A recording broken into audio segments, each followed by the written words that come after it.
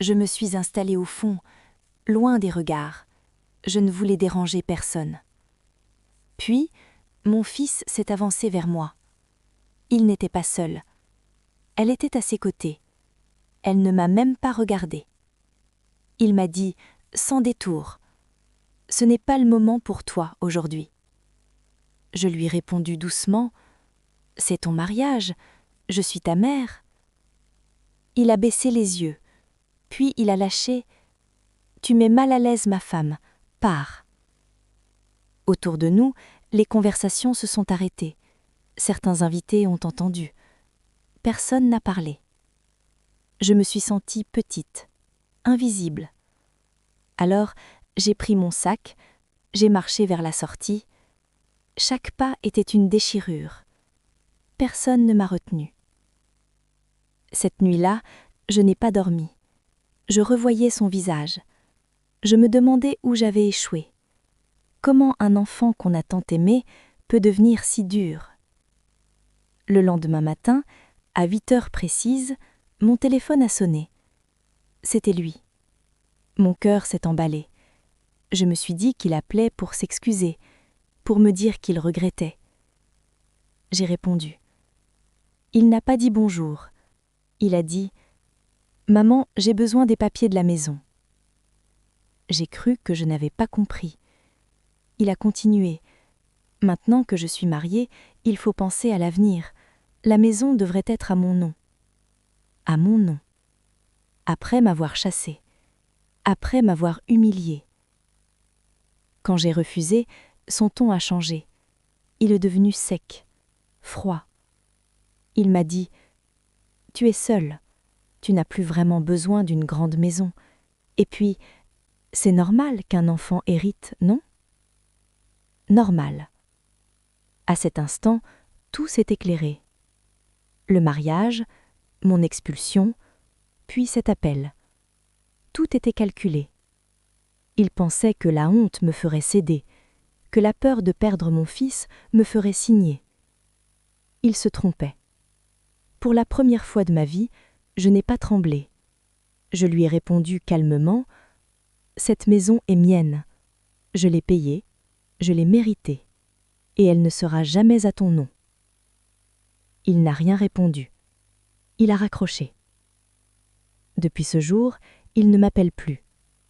Je n'ai plus de nouvelles, plus d'invitations, plus de messages. Mais j'ai retrouvé quelque chose que j'avais perdu. Ma dignité. Parfois, les plus grandes trahisons viennent de ceux qu'on a le plus aimés. Aimer un enfant ne signifie pas se laisser effacer. Dire non n'est pas de la cruauté, c'est de la survie. Si cette histoire vous a touché, prenez un instant pour laisser un like. Dites-moi en commentaire ce que vous auriez fait à ma place. Et abonnez-vous à Cœur Trahison pour d'autres histoires vraies, où l'amour, la famille et la trahison s'entremêlent.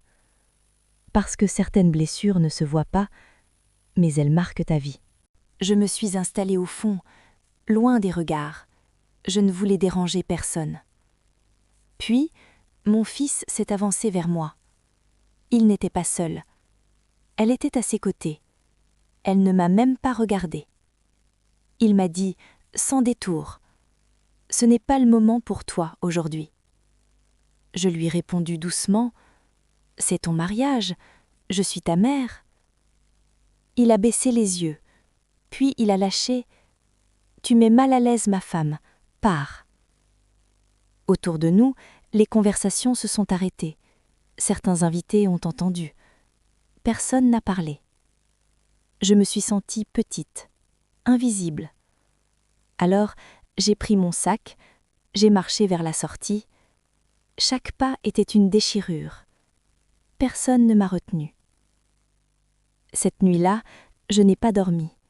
Je revoyais son visage. Je me demandais où j'avais échoué.